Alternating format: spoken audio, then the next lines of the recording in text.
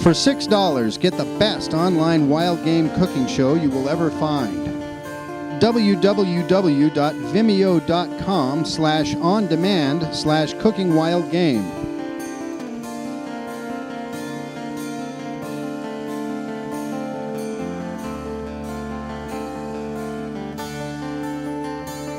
If you are like me and only have a few good wild game recipes, this show is for you. You won't believe how great you can cook wild game.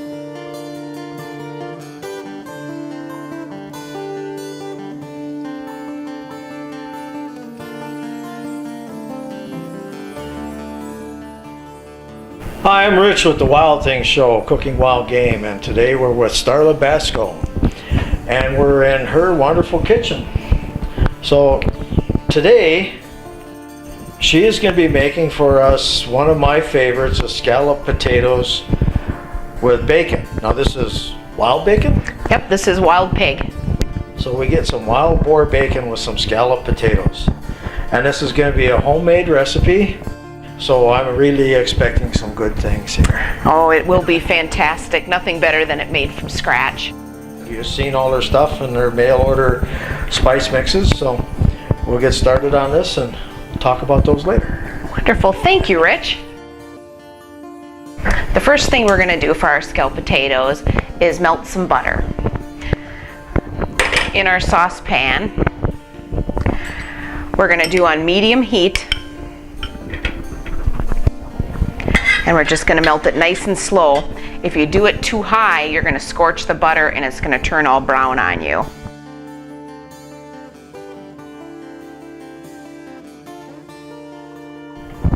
While our butter is melting, let's talk about a couple of your different seasoning choices that you can use in your fantastic scalloped potatoes. Today we're going to be using my glorious garlic seasoning mix. This one is a perfect blend of garlic, onion, and then it has a little hint of lavender. So this makes a nice garlicky flavor to your potatoes. Another great flavor choice for your scalloped potatoes is my Nacho Mama. This is a really fun flavor because it has a cheesiness to it. Then it has a little hint of paprika, which gives a little zip, but it's not overwhelmingly hot. So that's a great one to add into your scalloped potatoes. Mustard horseradish gives a real different flavor to your potato because you have the mustard and then you have a hint of horseradish. This is my husband's favorite, but it accents the bacon and the potatoes really nicely. So this is another great choice that you could use in the recipe. A lot of people ask me, how do you choose seasonings? What I like to tell them is to kind of pick a flavor profile and stick consistently with that throughout your meal.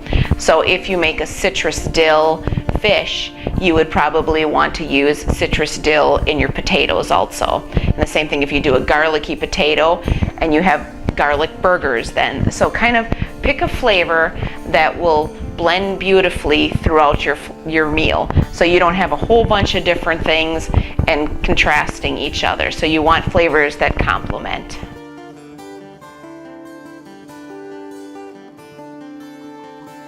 So then stir that in till it's well blended. Oh, does that smell good? Now at this point, this sauce would be fantastic on some Alfredo noodles or some pasta. Let's take a minute to talk about potato types. There's basically two types of potatoes. There's a mature mealy, and then there's the waxy new. The waxy new has a high moisture and a high sugar content, and this one has a low starch. So this one is going to hold its shape for you. If you've ever had a soup that the potatoes stayed in the same shape, they used a waxy new. This is a great one for potato salads, for hash browns. So then you want to use a waxy new potato. If you're going to want to do a baked potato, and then you want something that has a high starch content, so then you're going to want a mature. So today we're using a russet, which is a mature potato. So this is the one you would use for like a mashed potato, and today like the scalloped potato. A little bit about storing them.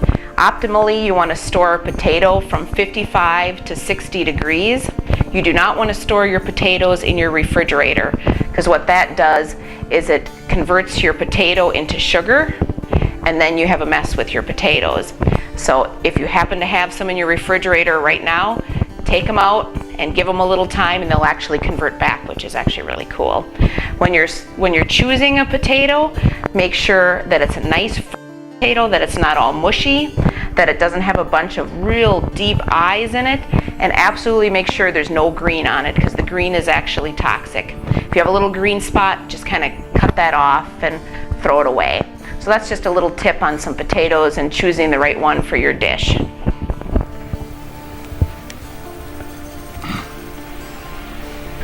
You'll want it to bubble some, but you really don't want to scorch this. So still keep it on a medium heat.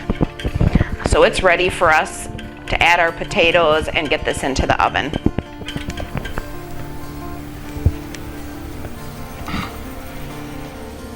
So now we're ready to bring our scalloped potatoes and bacon out of the oven.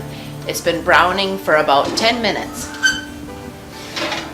For a lot of people like me, this is the main dish. This is it right here, but you could also use it as a side dish. That's if you had a pork chop or Sure.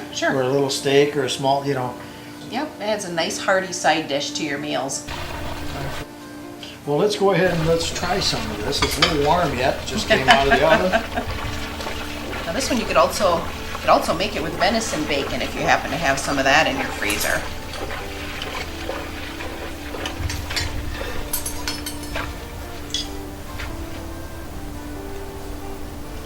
Potato falls apart nice.